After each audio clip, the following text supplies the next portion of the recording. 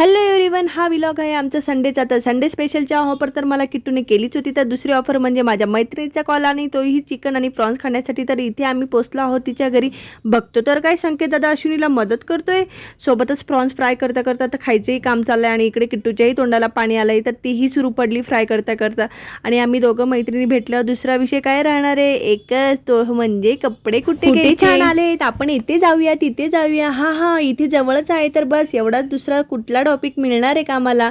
आणि वा वा वा, इथे आमची ग्रीन चिकन करी तयार झाली आहे आणि चिकन करी आणि प्रॉन्स फ्रायची डिश आपली रेडी झालेली आहे. आणि आता आम्ही मस्त त्यावर छान ताव मारणार आहे. आणि इथे चिनूचं काय, तर रस्सा द्या, मला चिकन नको.